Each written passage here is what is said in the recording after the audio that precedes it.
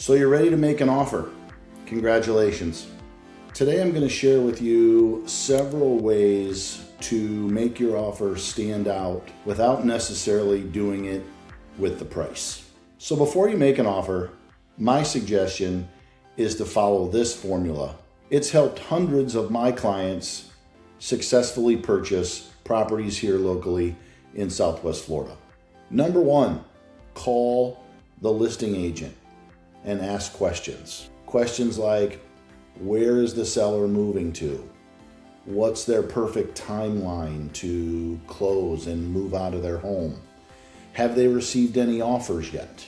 In my 25 years of experience, asking these questions and then zipping your lips and listening to their answers, not only will you get the answers to those questions, you'll most likely get even more information that will be helpful to your buyers when negotiating the offer. Number two, check the comps, the comparables. You're looking for things like, have there been a lot of recent sales in the immediate neighborhood? Or is there a lot of active properties that are failing to sell for whatever reason? How long has the property been on the market? Was it just listed or has it been out there for several months and for whatever reason it's not selling?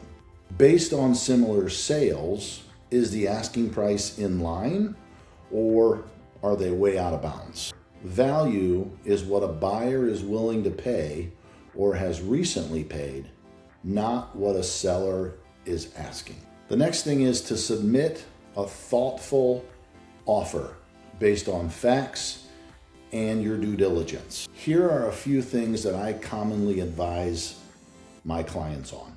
Depending on the market, and today here locally, I would strongly suggest that my buyers offer somewhere between 10 and 15% less the asking price. Now, I'm not saying that you're going to get that, and I'm not saying that you're not going to have some sellers that just flat out refuse to respond, but you got to start somewhere. You can always go up, but you can't go down. If you're getting a loan, whether they ask for it or not, always provide a pre-approval letter, complete with the lender's contact information, and strongly suggest that the listing agent reach out and have a conversation with the lender. It goes a long way. Of course, if you're paying cash, send a proof of funds letter. Just send it with your offer. It's going to hold a lot of weight with the seller and the listing agent. Earnest money is a big one. My suggestion is at least 5% and sometimes as much as 10%. A lot of times I'll advise my buyers to stagger their earnest money. By that I mean maybe offer a few $1,000s with the offer. Then after we get through our inspections or our finance contingencies, make that additional deposit, showing the seller further good faith on your end that you're moving forward. You could, if you wanted to, if you're hell-bent on buying this home, offer a non-refundable deposit. Put your money where your mouth is. Next, I would advise you to keep your contingencies to a minimum. You're most likely going to have some sort of an inspection contingency or maybe a finance contingency. Keep that inspection contingency down 7 to 10 days. Inspectors are busy, yes, but I guarantee you I could have whatever property you're trying to buy fully inspected in a 7 to 10 day window.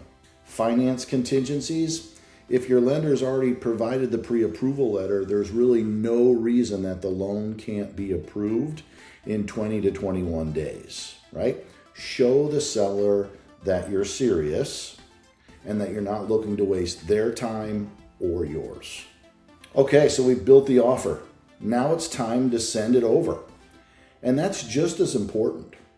Direct your agent to craft an email, short, sweet, to the point, maybe a summary of what you've offered, right? Something like, hey, Betty Lou, attached is the offer that we spoke about. The offer is for 90% of the list price. There's a 7-day quick inspection, and my buyers are willing to close in 30 days. However, if the seller needs more time, my folks can be flexible. Let me know if you have any questions. I look forward to working with you. And oh, by the way, please confirm receipt of this offer. Obviously, there's a little bit more to it, but if you're thinking about making an offer or buying property here in Southwest Florida, call me. I can help you with the process. And before I let you go, don't forget, only the sunset covers Southwest Florida better.